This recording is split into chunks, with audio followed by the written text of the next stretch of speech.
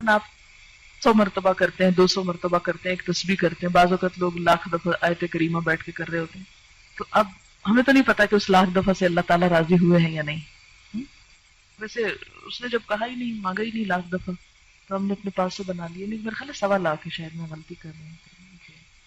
پتہ نہیں 25 اور کس نے بڑھائے ہیں، کس نے اپنے ہاتھ میں قانون لے لیا. خیر، اب یہ ہے کہ ہم تو وہ کر ہی نہیں سکتے، تو ہم اللہ تعالیٰ سے یہ درخواست کرتے کہ یا رب ہم اتنی تیری تعریف کرنا چاہتے ہیں کہ جس سے تیری رضامندی حاصل ہو جائے، تو خوش ہو جائے. سبحان اللہ وبحمدہ عدد خلقہ ورضا نفسہ وزنۃ عرشہ ومداد کلماتہ. سبحان اللہ، پاک ہے اللہ، یا پاکی اللہ کے لیے ہے.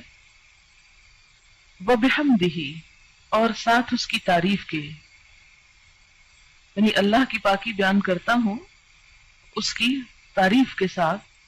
کتنی پاکی بیان کرتا ہوں، کتنی تسبیح کرتا ہوں؟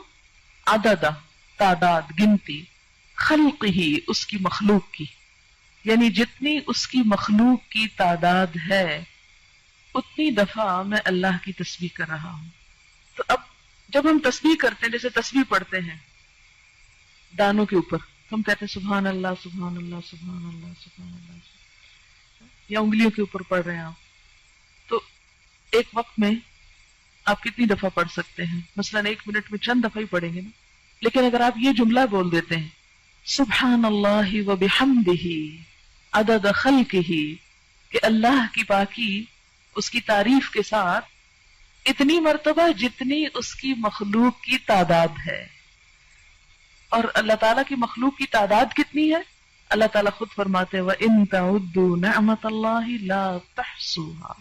اگر تم اللہ کی نعمتوں کو گننے لگ جاؤ، تم ان کو گن نہیں سکتے، ان کا شمار نہیں کر سکتے.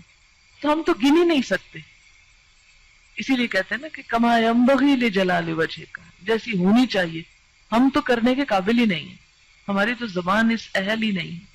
اسی لیے عدد خلقہ ورضا نفسہ، رضا کہتے ہیں رضامندی کو، نفس ہی اس کے نفس، یعنی اللہ کی ذات کی رضا کے مطابق، یعنی اتنی تسبیح، اتنی حمد کہ جس سے وہ راضی ہو جائے. وزنۃ عرشہ، اور اس کے عرش کے وزن کے مطابق. وزنۃ عرشہ، اس کے عرش کا وزن کتنا ہے؟ ہمیں تو کچھ معلوم نہیں کہ اس کا عرش ہے کتنا. امام مالک نے کہا تھا نا کہ اس کے بارے میں سوال بدعت ہے، سوال بھی مت کرو کہ کیسا ہے وہ، ہمیں نہیں معلوم، بس اتنا پتا ہے کہ وہ ہے، کیسا ہے یہ نہیں معلوم. وَمِدَادَ كَلِمَاتِهِ، اور اس کے کلمات کی لکھنے میں جتنی سیاہی درکار ہے.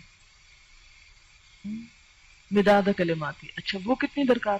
سورۃ الکہف میں آپ پڑھیں گے اللہ تعالیٰ فرماتے ہیں کہ لو کان البحر مدادا لکلمات ربی لنفد البحر قبل ان ينفد کلمات ربی، کہ اگر یہ سارے سمندر سیاہی بن جائیں اور اس سے رب کی باتیں لکھی جانے لگے، اس سے پہلے کہ رب کی باتیں ختم ہو سمندر کی سیاہی ختم ہو جائے.